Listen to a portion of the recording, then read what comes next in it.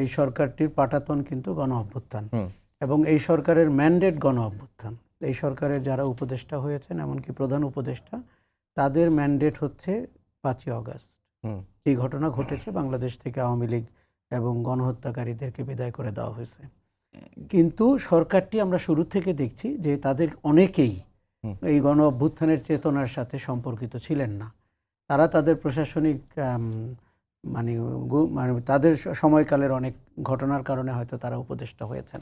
কিন্তু এরকম একটি বড় পট পরিবর্তনের পরে আপনার প্রথম কথা হচ্ছে আইন শৃঙ্খলার কথা, যে এই যে অভ্যুত্থানের ছাত্র নেতারা রয়েছেন, নাহিদ থেকে শুরু করে আসিফ, মাহফুজ, তারা রয়েছেন, আমি তাদের নিরাপত্তা নিয়েও চিন্তিত। কেননা আপনি তার সাথে একমত নাও হতে পারেন, তাকে 1.5 বছর আগে একরকম দেখেছেন, আজকে তার সম্পর্কে কোথাও কোথাও আপনার সমালোচনাও থাকতে পারে, রাজনীতি নিয়েও হতে পারে, অন্যান্য অভিযোগ নিয়েও হতে পারে, আমি 2 উপদেষ্টার কথা বলছি। কিন্তু তাদেরকে যদি আপনি বিপদে ফেলতে পারেন, তাদেরকে যদি দুর্ঘটনায় ফেলা যায়, তাহলে অভ্যুত্থানটাকে দুর্ঘটনায় ফেলা যায়। ইতিমধ্যে আমরা দেখেছি যে ডিসইনফরমেশন, মিসইনফরমেশন করে অভ্যুত্থানকে অনেকভাবে মানে পথ বিভ্রান্ত করার চেষ্টা করা হয়েছে, যেটি একটি ষড়যন্ত্র ছিল।